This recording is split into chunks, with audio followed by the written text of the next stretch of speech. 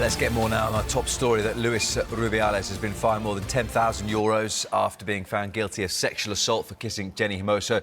He won't face any prison time for the incident that took place after Spain won the 2023 Women's World Cup. But we can speak now to Rory Barlow, who is the editor of Football España. Rory, good afternoon to you. Thanks very much for speaking to us. What's the instant reaction been to this decision? Yeah, good afternoon. It's been kind of a bittersweet reaction for those that wanted to see Rubiales behind bars. I think the Jenni Montero, who's the former Minister for Women and Equality, has said that this is the minimum punishment. And while it's been kind of celebrated on the one hand that he has been convicted of this and that Jenni Hermoso's word, her consent, was not questioned during the court ruling, the fact that Rubiales will avoid prison time, the fact that he and the three other members of the RFEF, the Royal Spanish Football Federation, will all avoid charges of coercion. That's been seen as kind of letting him off lightly in Spain, it has to be said. But this is a highly politicised issue and something that has divided opinion in Spain for the last 2-3 years now. You said there it's a highly politicised issue. Therefore, do you think it will alter Spanish society at all?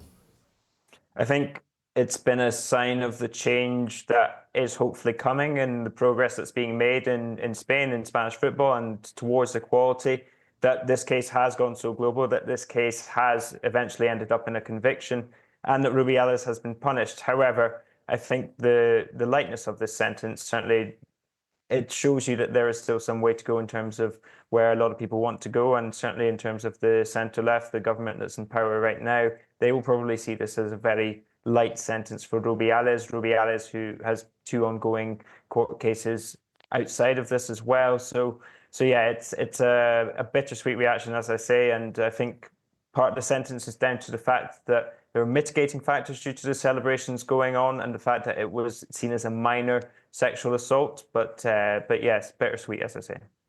Do you feel there's been enough consideration in the way that this story has been consumed for Jenni Hermoso herself and everything that she's had to go through since that World Cup final in 2023?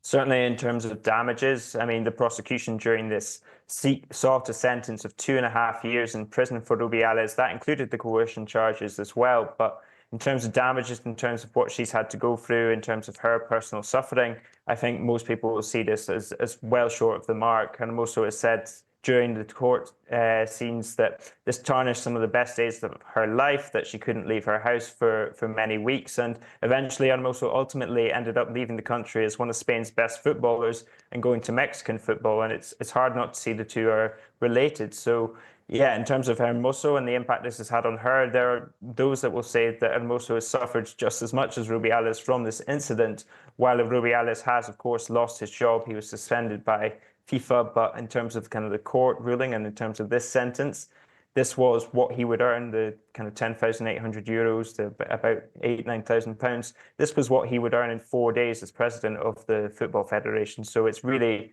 I mean, some are describing this as derisory, and I go back to that word minimum as used by Jenni Montero.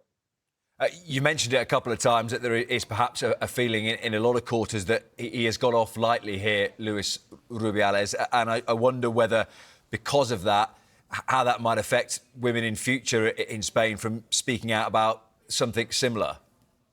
This is part of an ongoing battle in Spanish football, also in Spanish wider society. There are still 2 players from the original kind of 15, so-called 15, that refused to play for Spain for a period of time, that have not come back to the national team over the way that things were handled at the Federation, over the feeling that people are not respected, or women are not respected, and they do not get the same treatment as men in the workplace. So this is very much still an ongoing issue. The current coach, Montse Tomé, she is still the assistant that was in charge when Vilda, who was a former coach who supported Rubiales, was in place at that World Cup. There are still a lot of figures at the Federation who have not been moved on. So yeah, there's very much a feeling that the establishment has not maybe had the shake-up that it perhaps could have had during this such a global issue, something that went worldwide.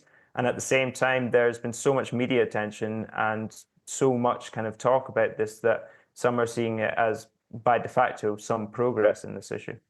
It was interesting that you said there you wonder whether the establishment has had enough of a shaker. But I think back to the time itself, and he was sort of dragged kicking and screaming from that job, Rubiales. Is there any world in Spain where people worry there might be a way back for Luis Rubiales into the Spanish Football Federation?